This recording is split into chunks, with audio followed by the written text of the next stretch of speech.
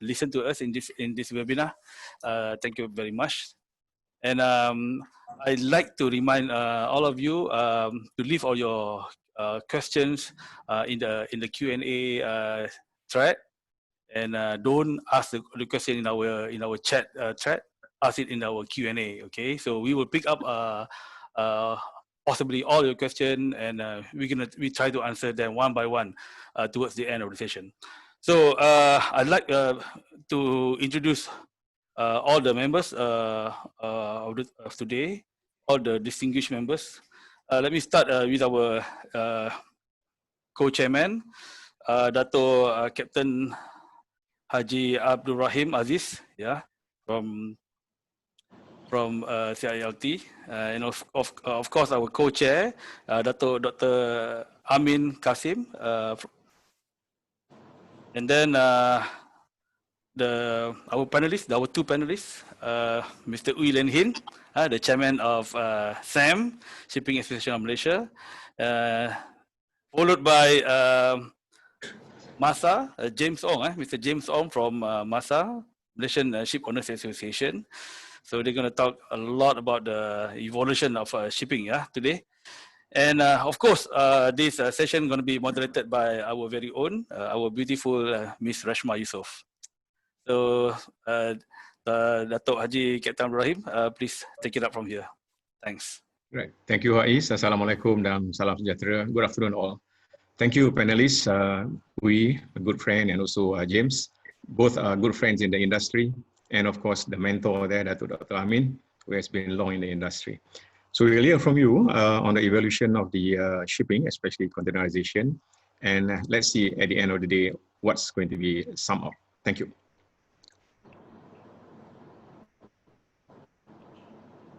Okay, I'm actually waiting for Faiz to introduce me, but never mind, I'm not going to wait for him. I'm just going to come right in and introduce myself. All right, I'm Reshma. Hi, I think all of you have been following our webinar series.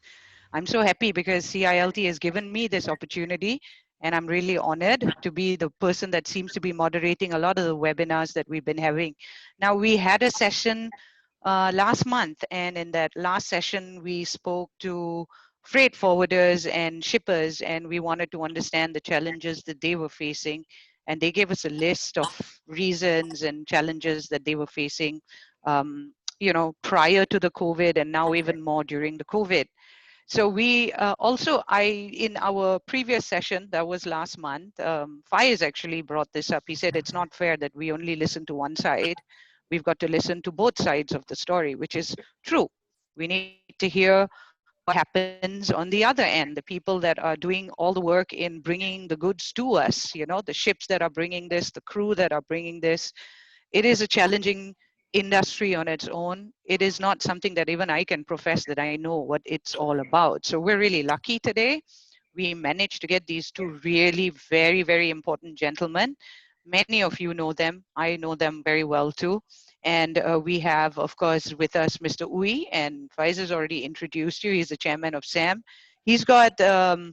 Ooi has got like 40 years experience in this field, okay? And he's currently, I think all of you know, we all know because he's a very famous man. He's the managing director of MTT Shipping and Logistics. But if I were to look at his profile and his key achievements, I think I will use up the entire hour of today's webinar session. Okay, so I'm not going to waste your time. The man is superbly articulate. He's able to explain everything to us and give us clarity. So I'm very excited to see what he has to share.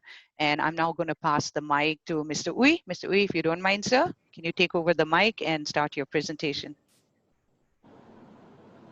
All right. Yeah, can you hear me? Yes. Oh, okay. Okay. Good afternoon, ladies and gentlemen. Thank you, Reshma, for your introduction. I think you made me a star, Adi. You are a star, sir. You are a star. Indeed, you are. You should seriously consider changing profession, be a news commentator or something like that. I know it's been a dream, to be honest. CILT is allowing me to live my dream. Now I open the floor to you, sir. Okay, okay. Okay, good afternoon once again. The topic of my talk today is evolution of liner shipping. Let's read this first. Okay, evolution of liner shipping. containerization and the impact to global trade. As you know, global trade is very important for the world, and my talk will center on these three topics. Okay. The overview of the presentation will cover evolution of liner shipping industry, the economic turbulence in the container shipping industry that we are facing today. It is a very capital intensive industry, and also the evolution of the pricing model.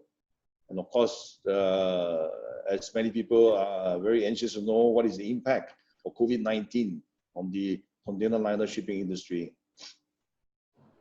Let's start off with the impact to global trade on the evolution of liner shipping. You can see a picture of a breakbulk vessel. For those of you who have not seen, because today we see a lot of container ships, but the breakbulk ships was a way of moving goods via the ocean in the old days, back in the early 60s, and also, I mean, in history. And basically, at that point in time, you have very irregular sailing schedules. There were no fixed day sailing schedules. And as a result of which, traders have to keep a high inventory of goods. It is very common that in those days, one operator will do one sailing a month. But of course, fortunately, then you had quite a number of operators. So between them, then you have more than one sailing a month. And these services basically only call at the bigger ports. So the smaller ports were not really covered. So you had to, that's why you have barging operations and all that, because they are not big enough to receive this ocean-going breakbulk vessel. Lead time was also very long those days. It takes about 30 to 40 days to get your goods shipped from, say, Malaysia to Europe, depending on which port that you go to. And because of the breakbulk handling and all that, the cargo outturn is also, sometimes you get damaged, in transit because of the more handling of the goods. It's not protected in the container. It is basically loose cargo, right? And therefore, during those times, the insurance cost is also much higher because the risk of goods being damaged due to the sea passage as well as handling is greater. Now, as you go to the right side, you see a container ship there. Now, this industry transformation actually, through the introduction of both 20 feet and 40 feet containers, which made intermodalism, intermodal transport possible. With the intermodal meaning you could have ocean transportation, combination of ocean, rail, and road to facilitate world trade. Now, as you can see today, we have a lot of fixed day weekly sailings. In fact, today it's possible to ship daily to any part of the world because of so many choice of sailings. And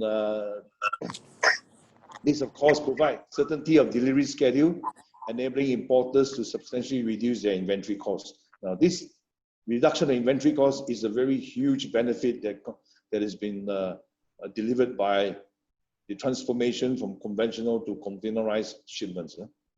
Of course, lead time is improved as well. Now you're talking about 14 days up to 20 days to Europe from Malaysia, approximately reduced by half. And of course, better alternate cargo as there are no double handling of goods. Only the containers are being handled. The goods stay intact inside the container, and therefore resulting in also lower insurance costs. Then we look at the impact to shipping lines. Okay, in the past, when you talk about breakbulk shipping, capital investment is only on the ships. Loading and discharging operations are also basically handled by the vessel's own gear.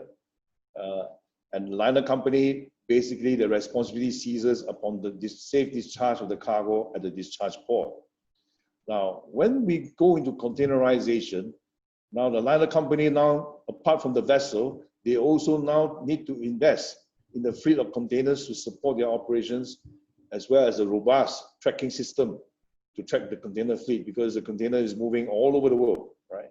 Now the ship has been broken down into units of 20 feet and 40 feet containers, which is moving inland from the ports into the hinterland, thus generating a lot of additional costs and logistical challenges for the liner companies. The additional costs include terminal handling charges, drayage charge, depot charge, storage charges, container maintenance, and repair costs. So this is some of the additional charges, but at the same time, containerization has also led to shipping companies having to spend huge amount of cost repositioning empties around the world, as global trade is largely imbalanced in respect of import and export volumes, as well as type of containers. Let me give you an example. For instance, if you ship to Australia, the Australian trade moving down south into Australia is predominantly 40 feet because it's consumer good driven, right? And on the back haul, coming back from Australia, you find that the demand is more on 20 foot because Australia basically exports commodities which are heavier in nature and therefore need 20-foot containers. So we have to reposition an empty container from 40-footer from Australia back into Asia to support their export, and then likewise we have to empty repo the 20-footer into Australia in order to support the export. So you can imagine the problem that we have.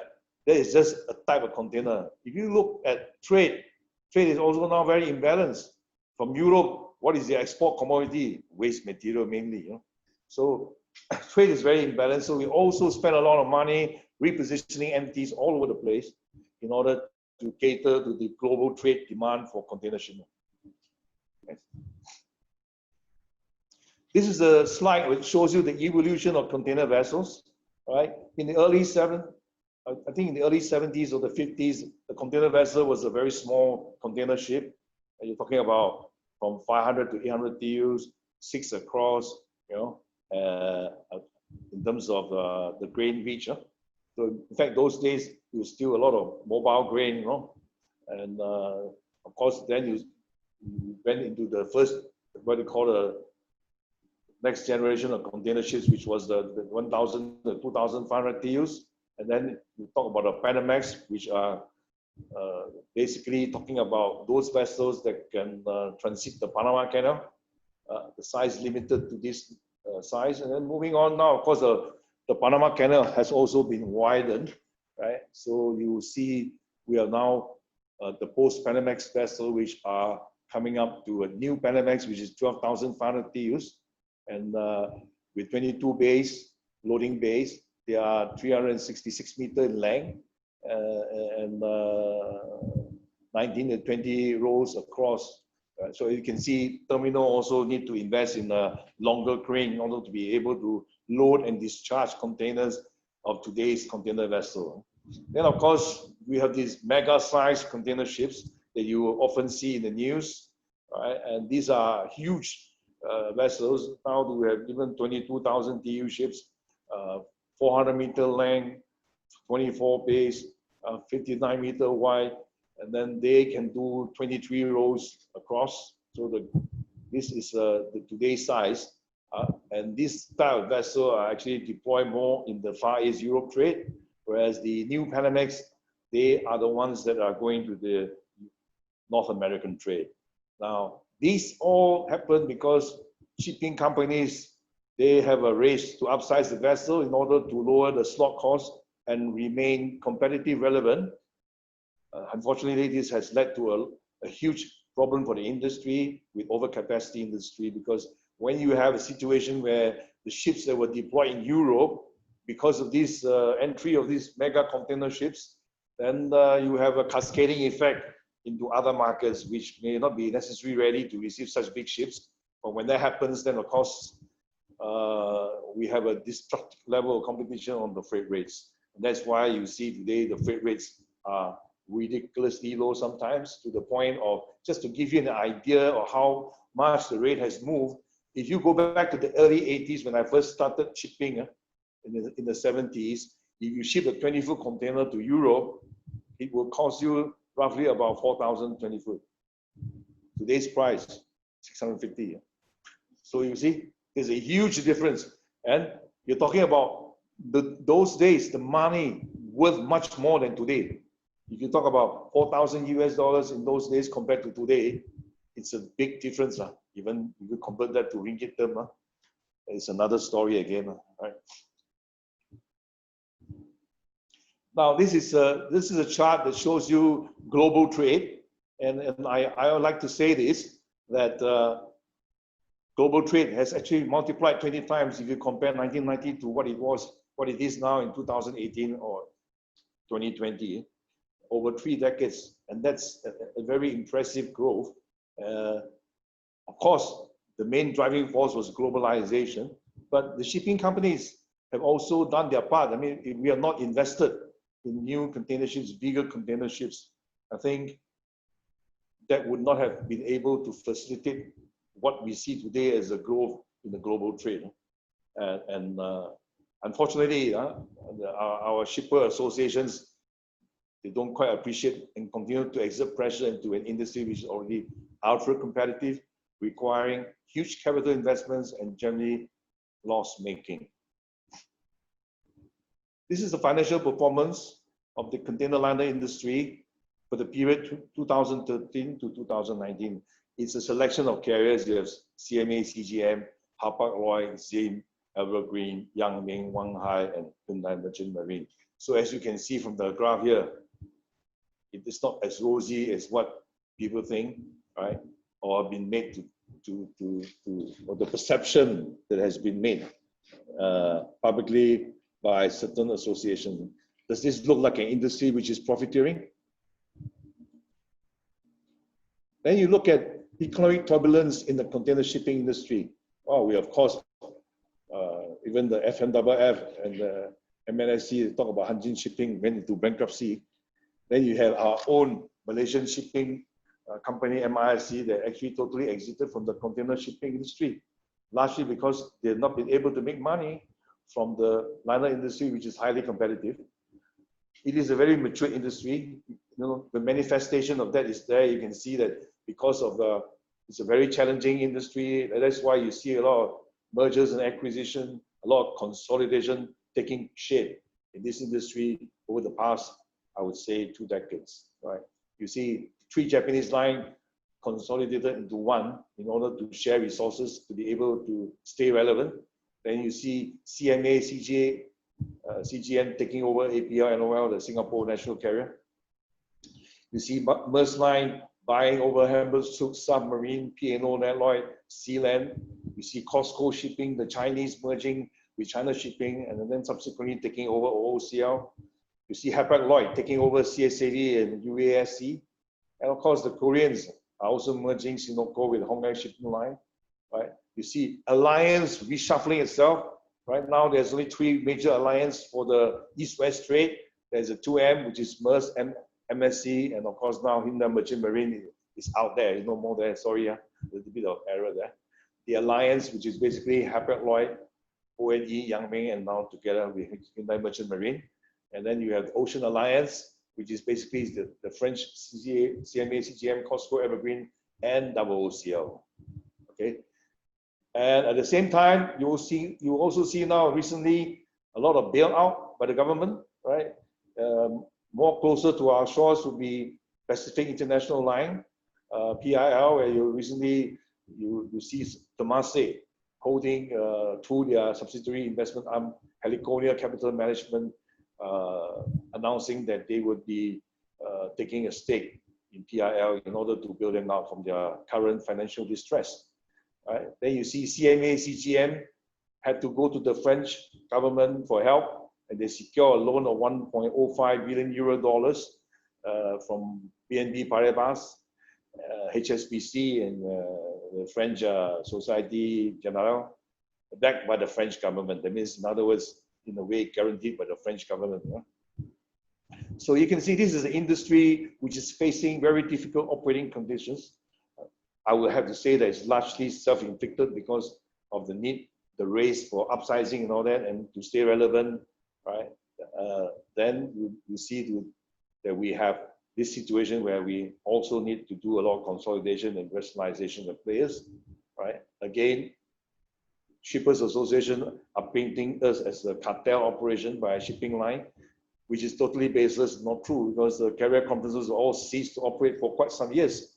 There's no more any conference exists today. And in fact, if you go to the bank and ask for money today, I think the bank is very scared because there's so many companies that have gone under. The whole KG system in Germany collapsed. because of what went through the shipping industry for the last 20 years. So the KG system, which is a system where you have a lot of investor, and then a shipping company together with the investor go and invest in the ship, and then charter out the ship to operator, the whole thing just collapsed. So again here, does it look like an industry which is profiteering? Another slide here to show you scrapping of vessels. You see, back in 2009, the youngest ship that was sent to the scrapyard was 24 years old, which means that in those days, the shipping company were operating ships right up until 30 over years old, right? Then in 2010, it comes down to 23, 19. And then if you move along, you will see that the youngest one is actually 7 years old in 2016. So why is this happening? It's because we have a serious overtonnage situation. Ships cannot find employment, and therefore certain vessels just have to be sent to the scrapyard in order to cut your losses, right? So it is an industry which is very, very going through very turbulent times now, right? Now, this will give you an idea about the capital investment, how capital intensive it is. Today, if you were to build a ship in 2016, 17, 18, and 19, the prices have been going up. A 2,750 TEU vessel will cost 35 million US, and then 41, 42 million for 3,007. And if you go to those 21,000, 22,000, it's going to be around about 150 million each US dollar for those ships. And not only that, the industry is also subjected to a lot of stringent requirements set up by the International Maritime Organization, such as the 0.5% sulfur limit and ballast water management requirements in order to be able to protect the global environment, right? So we have a high compliance cost.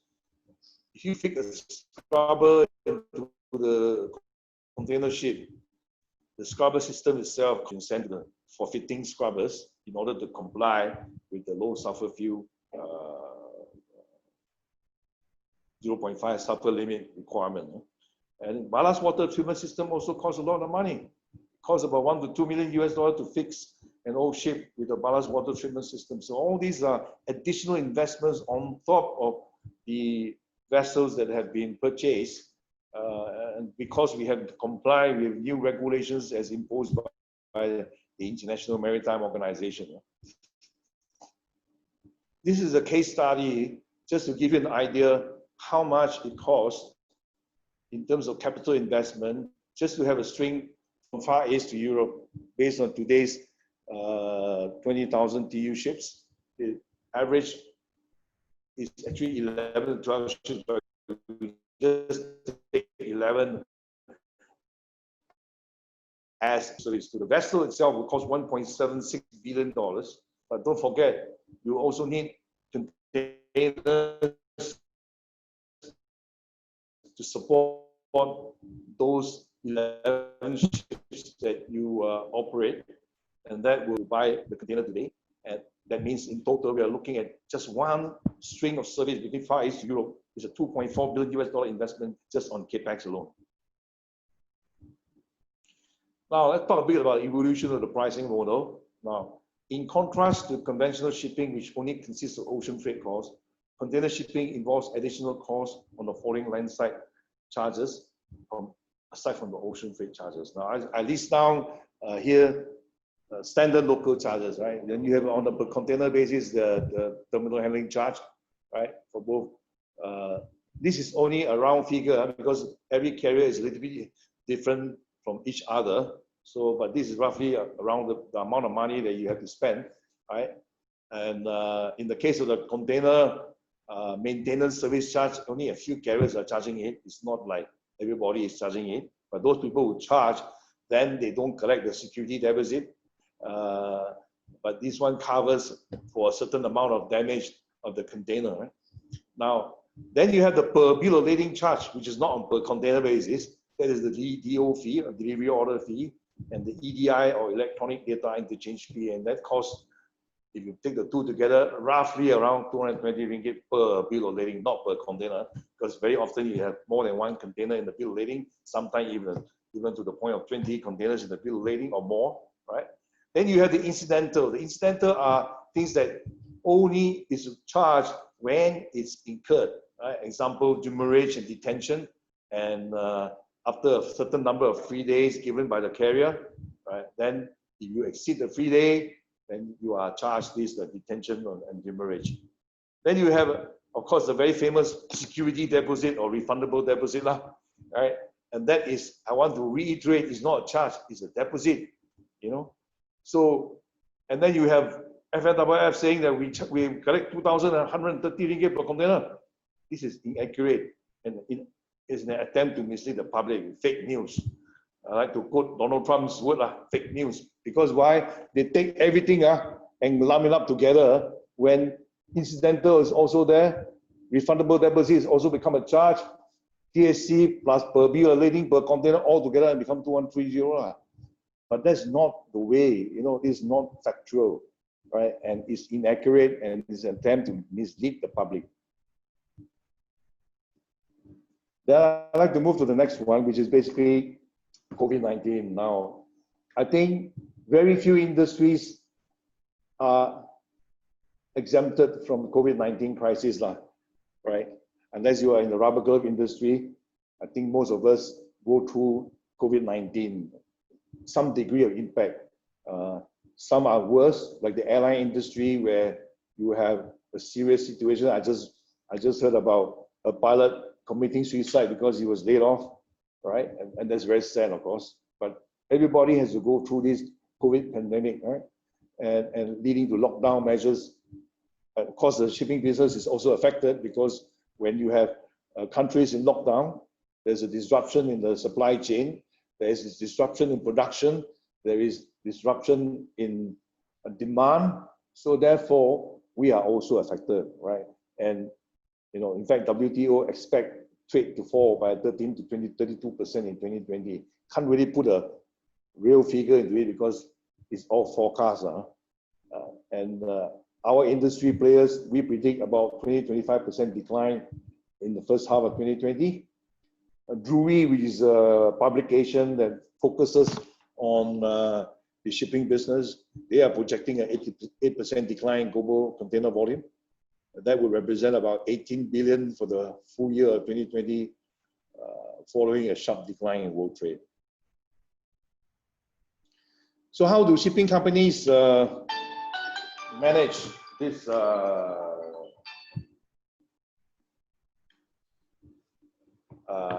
this pandemic, right? When there's a global huge drop in demand. In fact, in April, the drop was quite severe. So what happened is that we do a lot of blank sailings, which is basically laying up the capacity in order to balance capacity with demand, right? So we have a situation where we lay up the ships. Unlike the airline, when you ground the aircraft, that's it. In our case, when we lay up the vessel, we still have costs because laying up the ship, we still have the crew on board. We need to feed the crew, pay the crew. At the same time, the ship still needs to generate electricity. So we still have a cost. And on the land side, our containers are piling up in depots, in ports, you know, and that cost is also there. We have a leasing cost. We have a storage cost. In Malaysia, of course, this cost is free, but in other countries, it's not free. Upon storing the empty container fleet in a depot. You know? This is a slide that shows you the inactive container fleet during the period of the lockdown, or what you call the CMO in Malaysia, Movement Control Order, MCO. So as you can see from this chart here, as at the end of May, the inactive container ship fleet reached an all-time high of 551 vessels, equivalent to 2.72 million TEUs, or about 12% of the global fleet capacity.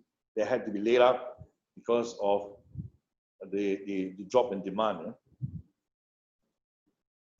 And I'd like to conclude by saying this. I think the Global Import and Export Business Committee, in my opinion, has benefited from the investments or the continued investments and technology upgrade made by the container shipping industry.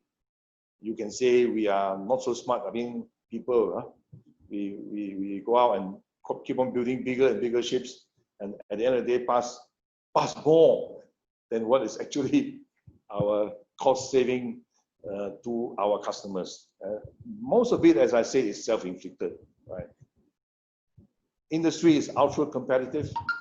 Overall shipping costs have been reduced substantially, which has driven the growth of global trade, right? And of course, you have to, I mean, a lot of times, MLSC and FNWF say, you know, why don't you park this into the ocean freight, the landside charges? I mean, unfortunately, this is today the new model. And I'm sure if you are a business concern, you should know how to cost in these items into either your FOB or CIF pricing. And please don't tell me you don't know how to add these charges into your cost, right? So you have to accept it, because basically this is already the new model of pricing globally, and we can't change that. You know, we just have to adapt and still take the benefit that you all have with such huge savings in shipping costs, which has helped your export and import trade substantially. So I hope that the Shippers Association can begin to also see our side of the story, and then hopefully not pressure us so much. Okay. Thank you very much, Mr. Uy. Thank you very much. Yeah, you've given us a very good insight. You've given us a total background on the starting. Actually, literally, you've done the total evolution of the shipping industry, so to speak, right? And the advent of containerization, and how with a containerization, carriers have had to extend in terms of their service offerings, especially with regards to landside related activities and charges. These were all taken into account, and you've given us a great insight, and even given us a case study for us to be able to visualize the kind of cost implications shipping lines have to undergo. There has been lots and lots of questions actually whilst you were presenting your materials. I'm going to save the questions for after our second speaker, who is Mr. James Ong, after he gives his presentation. Now, Mr. James Ong is representing us from the Malaysian Shipowners Association. And Mr. James Ong is for the past 20 years, he's been a very active member with MASA. And he is in the ExCo that serves, he's in an ExCo that heads the liner shipping committee. So Mr. James Ong has 27 years experience in logistics and shipping industry. And he has set up AML shipping. I know AML shipping, like in Kuching, they've attended a couple of our training programs. So I'm pretty familiar with your partnerships with part of a subsidiary of HarbourLink Group Berhad as well. So without much ado, I am now going to pass the mic to Mr. James Ong for him to present his piece. Thank you, Mr. Ong. Thank you. So, Master. Yep. Where's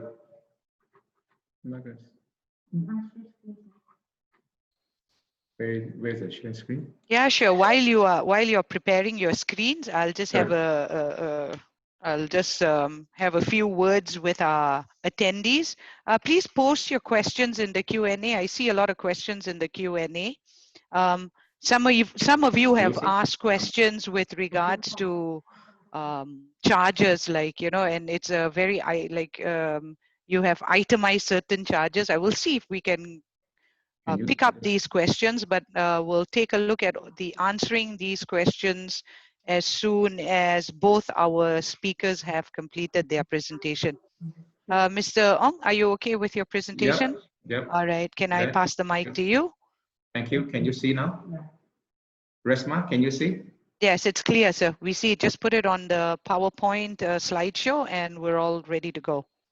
Thank you, Resma, for your kind introduction, and thank you, CIOT, for the invitations. Mr. Uy has given everybody a great coverage. What is a liner evolution all about? I will actually taken the liberty to share with you everybody on the domestic container shipping experience. Yeah. So what Mr. Uy mentioned earlier actually are applicable to the domestic shipping, probably on a smaller scale. Yeah. So all those is mentioned is actually practical and relevant. And I will cover my topic as a historian first, how the domestic container shipping evolved and its impact to this nation. Yep. In particular, to the shipping line, to the what they call it, port operator, and also to the importers and exporters. Yep.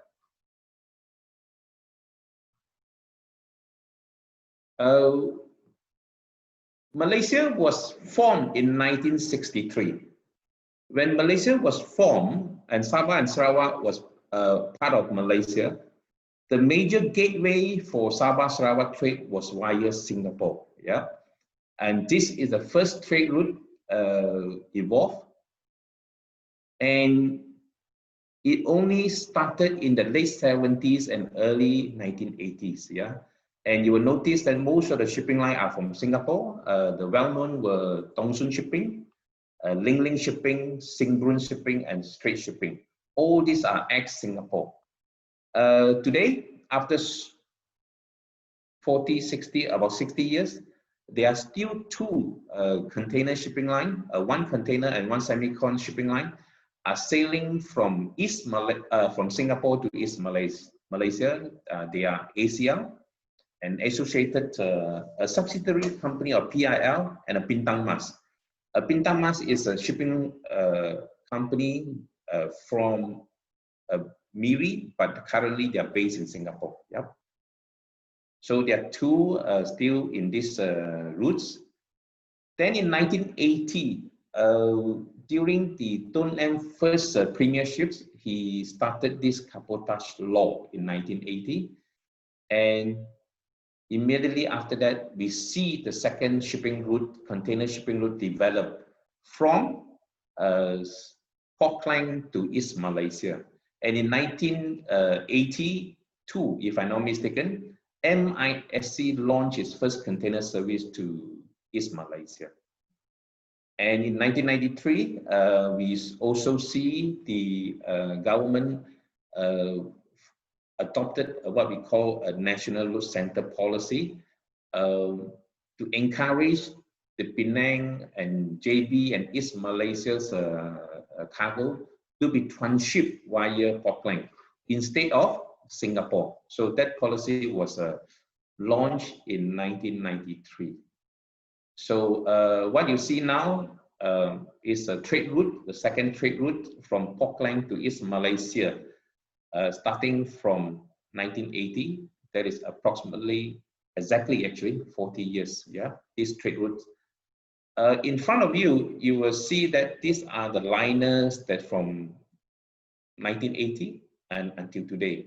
I actually have listed down all those shipping lines that were in East Malaysia. It started with MIC, Pekapalan Kris, MISC. These were the earliest shipping line.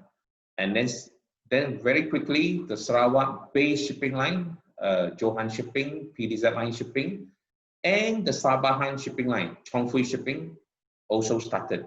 And then we have Hub Line also from Sarawak, and followed by Shinyang from Sarawak, Destiny from Sarawak, and Harbour Link lines. And then later we have these Jidiki lines, and later we have MTT. Mr. Wu is the boss there. Sorry, and I started AML. So what happened? You see those shipping lines that colored with the darker color actually are no longer already exited from the container shipping trade. Left with those blue color shipping line. Yeah, and on your right hand side, you actually can see there were 2 and 3 shipping line. BMS Shipping and Aman Shipping after 2017.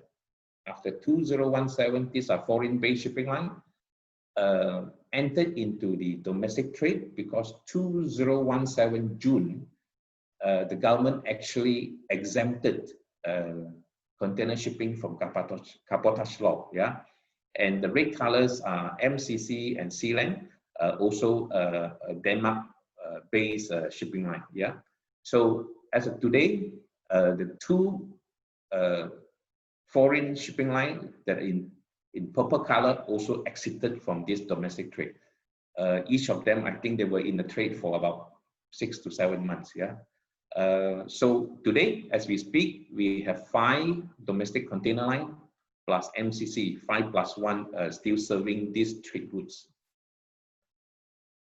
And then there is a third trade route developed to East Malaysia in the mid-2000s, where these hub lines and subsequently Destiny also started these trade routes. This trade route actually linked the Far East to East Malaysia. It's a very bold move, and initially the traffic was growing very fast, and we see Taiwanese EMC started, the Mariana Express Line also started the same trade route in that area.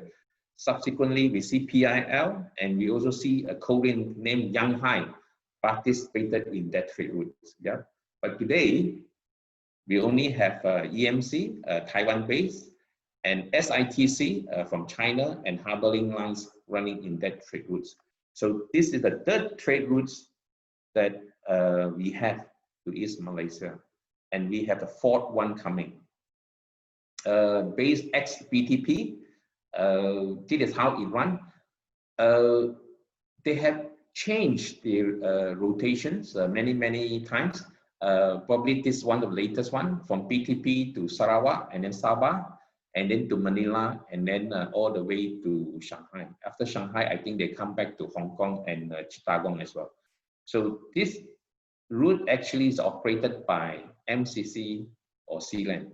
And it actually started by Taiwanese in the mid-2000s, but today I think it's only MCC running ex-BTP now. So I like to give you a summary. These are the 4 trade routes that developed over different times in East Malaysia. I pick up 1963 because that's when Malaysia was formed. I also take a timeline up to 1980 because that's when the cabotage was started. And why I chose 2017? Because 2017 was the year that the government announced exempted from the cabotage law. Yeah. So from this, you actually can see the first trade route has reduced for many, and also the second trade route. There were total 13 shipping lines in the second trade route. Today, we only have 5, yeah, 5 domestic. And similarly, on the third and the fourth trade routes. So different timelines, we have different, what they call it, carriers participating.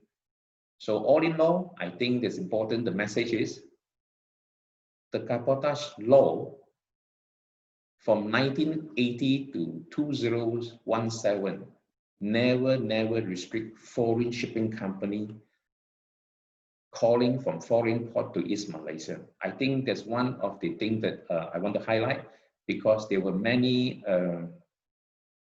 trade associations, there were many politicians was misled, claiming that cabotage law restrict, disallow foreign ship enter into East Malaysia. Yep. So I come to a summary. What's the impact on the shipping line, to the port, and to the importer and exporter? Generally speaking, I think Mr. Wee had mentioned this. This industry is capital intensive industries, and it remained open, very open, even though cabotage was in place. You saw started with 3 lines, and then it has this 13 line came in the picture, and then the competition was very intense, and then 8 were finally pushed out from the competitions. Yeah. The East Malaysia had this typical trade characteristics. 100 containers from Portland to Sabah. They are laden with cargo, but we can only find 21 containers with cargo to come back to West Malaysia.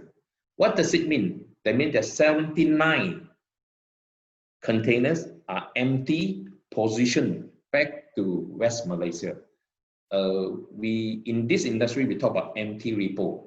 Empty repo, actually, it means we need to positioning empty container from Sabah to Auckland. It involves a lot of logistic activity involving a lot of cost, because even though the container is empty, the Sabah port will still charge us like a full container, and every 20 container empty we're going to pay 250 ringgit to the Sabah port, assuming we carry the container on our ship with no cost. And when it's shipped back to the Auckland, same thing, we have to pay either North Port or West Port for the empty container discharging cost. And they engage the trucking company to truck to the empty depot, and then for a Lolo as well. So every shipping line has a different empty repo cost, but the entire industry, based on what 2 years ago estimate, just for Sabah alone, the shipping line need to spend close to 60 million ringgit just to bring the Sabah port's empty container back to West Malaysia. Yeah, that was the estimate we made 2 years ago. The entire industry, the domestic industry, spent 60 million ringgit to bring the empty container from Sabah port back to Auckland. So you notice that this trade is very competitive, very intense. So to survive is not easy. So I think to survive and to grow, the formula got to be the right hardware, the right business model, and the partners. Mr. Ong, can I just interrupt you for a little while, Mr. Ong? Sure. Just for the benefit of the audiences that are probably not, because we could have some people that are not from the maritime sector.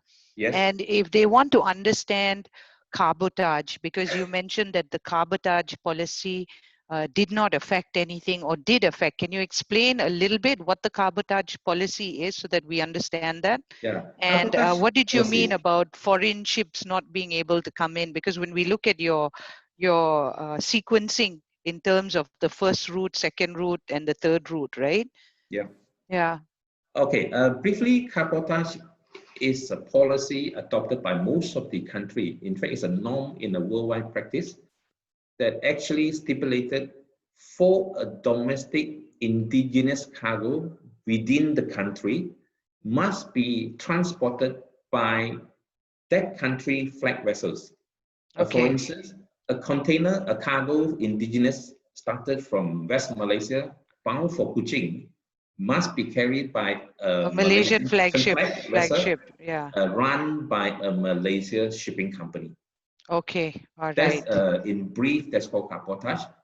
So did the cabotage policy affect the volumes? Because now both you and Mr. Uy both have mentioned, and if you're done with your presentations here, sir, because we're running a bit short on time. Yes. If you're done with your presentation, can we start with the questions and answers as quick as we can so that at least the attendees can feel like their questions are being heard? Is that okay with you, Mr. Ong?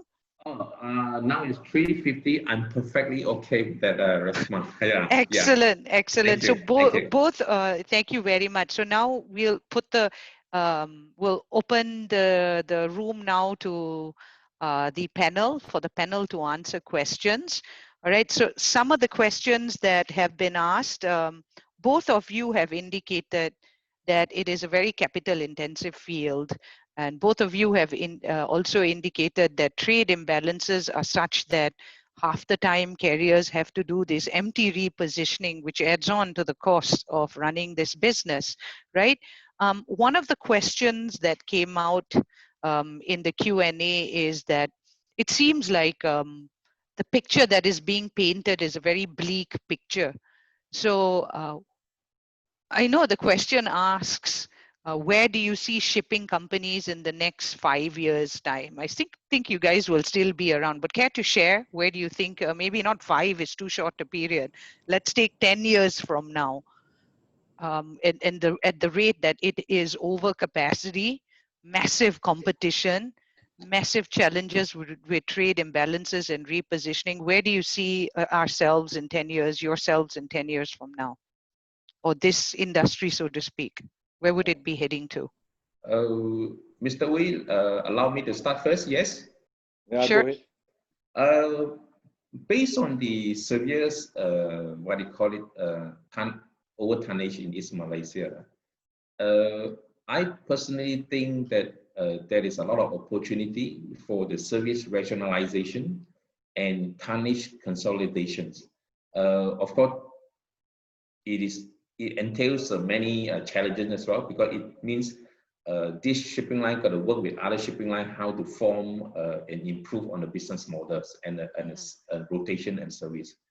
I think to survive, which is what most of the foreign carriers yes, have done, right? Yes, which is yes. the consolidation. But then again, the market is going to think that you guys are ganging up against the market. Mr. Wee, how would you answer this question? The thing is this, I mean, we are trying, as I said, most of the problem that we had was largely self-inflicted, no?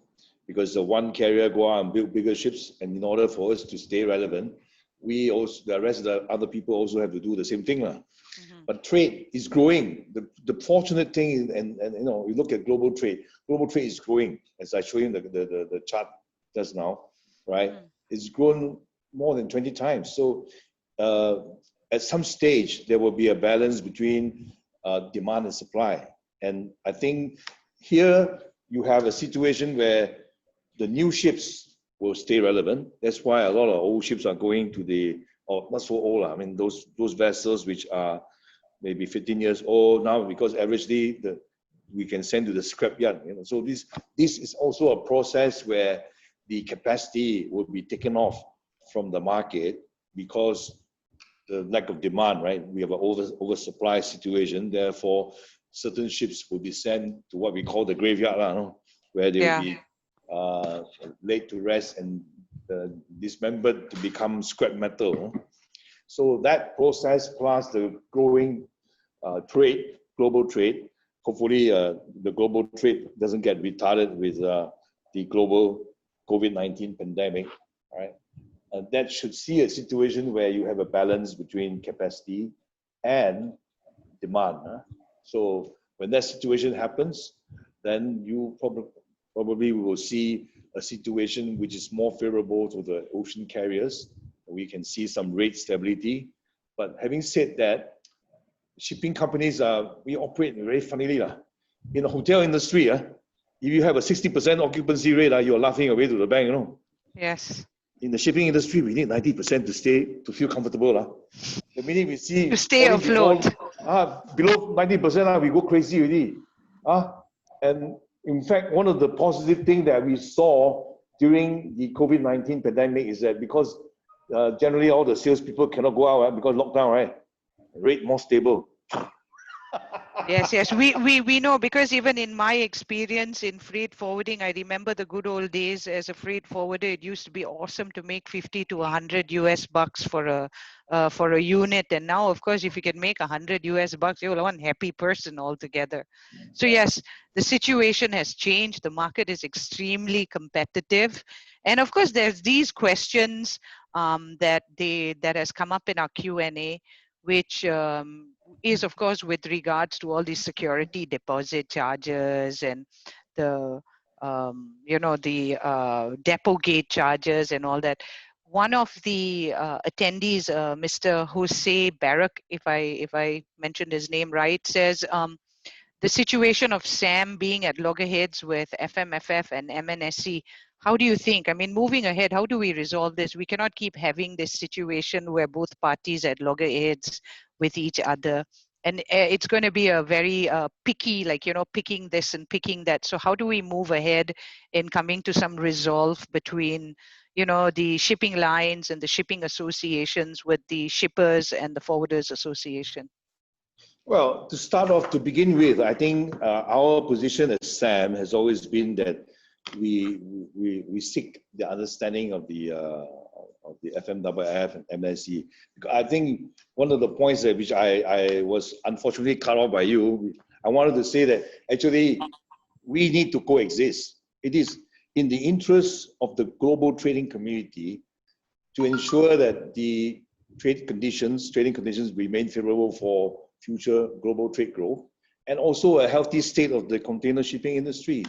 I mean, if, for instance, just imagine for a moment if the shipping company did not invest at all in new capacity, there will be a lot of disruption in global trade growth, you know, because there's no ship to carry your goods, and a lot of goods will be left at the docks, right? So I'm not trying to claim credit here, but basically I think both parties have to try and understand each other a little bit better. That both need each other.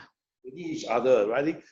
Rather than, you know, hitting each other. Yes, the pricing model has changed. I know where the shippers are coming from. They say, why don't you park it all in the ocean freight?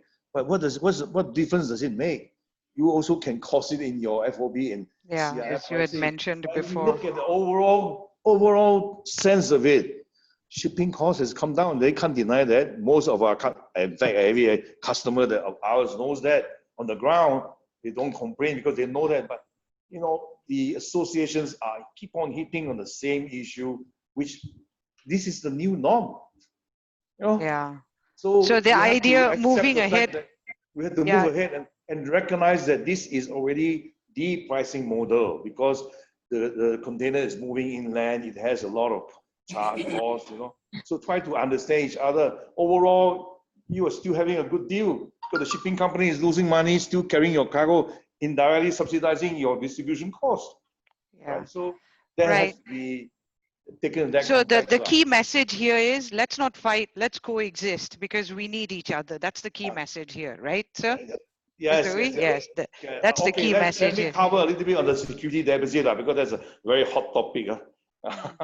Right? You look at the security debt, I want to say it's a deficit in the first place, and it is not a charge.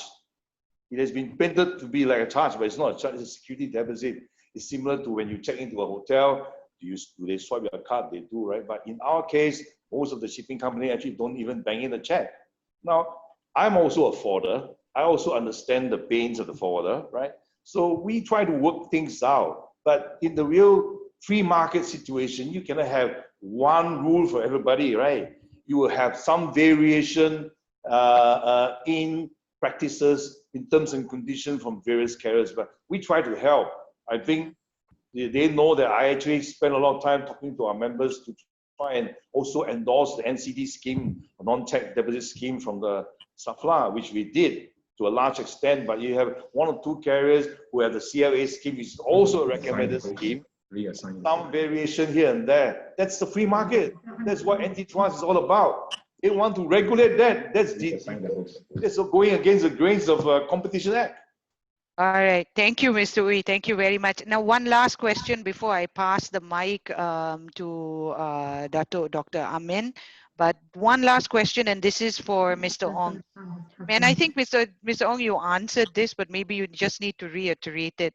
The question here is, how will coastal shipping between Peninsula, Malaysia, and East Malaysia evolve? Which I believe you answered in terms of, So it's maybe very challenging. The East Malaysia trade now, East Malaysia is the whole piece of cake is divided by 4 routes. From the Portland, from Singapore, from PTP, and from Hong Kong. So this entire piece of cake is cut into 4 pieces. So each trade routes, the chances to grow is very small now because it's spread to 4 routes already. So that's one of the challenges that we have actually. So rationalization, right? Consolidation and rationalization. So thank you very much, because it's already 4 actually, and we're really gone extended because this is, you both have given us such an interesting insight. And Mr. Ong, really, you gave me a massive insight in terms of our East Malaysian trade. There was a lot that I didn't know that you enlightened me today with. I would like now to pass the mic to Dr. Amin to give us a little bit of his insights in this. So can I pass the mic to you? Thank you, Reshma. Okay, basically, at the end of the day, when we look at whether you are a shipper, whether you are a shipping line, whether you are a trucker, whether you are a forwarder, the entire issue here is how to facilitate trade. And the world will only grow and become better if trade moves easier. So as such, over the years, the evolution of shipping came in from just a normal yacht or barge into big vessels, and now containerized with containerization and things like that. And many shipping lines work together as an association, even airlines do that. But as you go through the economy, you'll go through various phases. And during such phases, some may make some money, some will lose money, some will close down, some will be open to be taken up by others. So at the end of the day, this is going to be a rhythmic situation over the years because things change. And what is important, therefore, that all the key bodies involved in trade, particularly the importers and exporters, and the supporting facilitating industries like the shipping lines, the forwarders, the logistics players, ought to get together and work out to understand each other's problems so that they can then give in and or take in something so that at the end of the day, everybody will benefit and the business will grow. So this is the situation. I know it's easy to say it in a very simple way, but this is how things have been going on for many, many years. And those who refuse to take part will end up closing shop. And we've seen this, history has told us this. And let us look at how to facilitate this gathering of the key players so that they can openly discuss without shouting at each other, but understanding each other and see how we can help each other.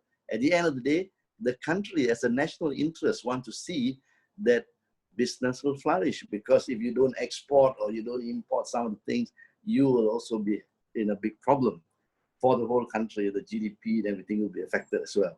So we have to work together, all parties together, and to ensure that one new way of doing things may not be able to last for the next 10, 15 years. Sometimes the next 3 years, things may need to change because new things are happening. So there should be this dialogue that go on, or an association or a platform that can get these people together.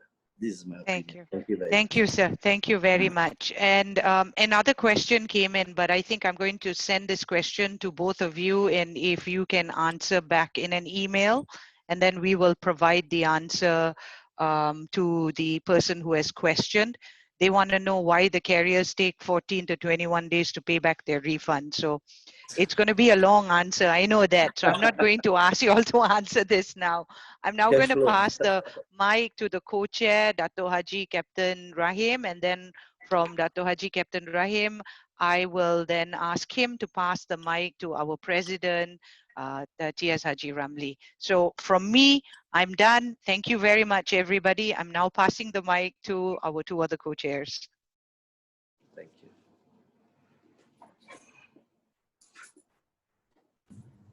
Thank you very much, Reshma. It was very enlightening from the two key speakers, James and also Ui. And like what Dr. Amin has sum up, we need both to work together rather than be at loggerheads. And I would say, as the vessel grows, problems also will grow, especially, things like documentation. Ports before, they entertain like 3,000 or 4,000 TEU vessels. Now the vessels have grown to about 22 or 23,000 units. So the ports are also, I would say, strained to tackle all these huge vessels. And within that same span of time, when they handle 4,000 units before, now they handle 22,000, that amount of documentation, how do they tackle it? So it's a growing industry. Ports have got to adapt to it. And we have all to work together. Thank you very much. And I would say, pass over to our President, J. Ramli. Thank you. Thank you very much, Co-Chair Dato' Haji Captain Abdurrahim.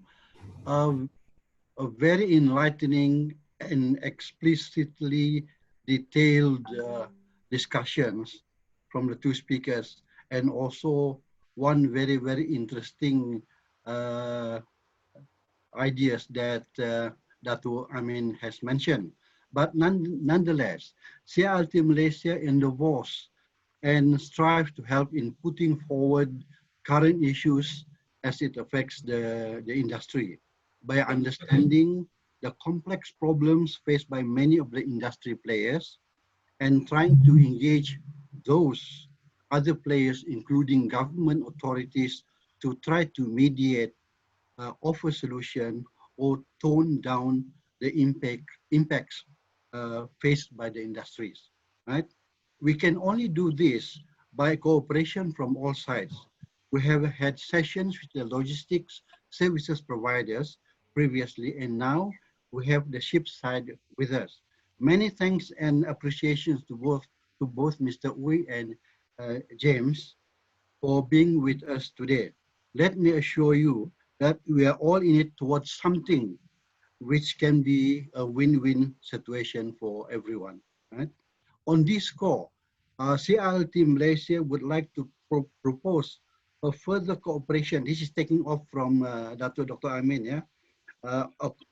To propose cooperation and collaboration from the associations of which Mr. Uy and James is representing, so that we can, collaborate, coexist, co-affiliate between our associations, so that more can be done to help the industry. We may be able to offer a platform of consolidation of ideas and bring this up to the government authorities. Yeah? So with that, gentlemen, I would like to thank Dr. Rahim and also Dr. Amin as co-chair to the forum for excellent management of the discussion. Of course, not forgetting our charming moderator, Reshma, and also, Mr. Faiz? He's our main man. He's our main man. He's the guy in the background. But last but not least, thank you, participants, for having generously supported our forum, right? Do come again, and thank you very much. Thank you. Thank you. Thank you.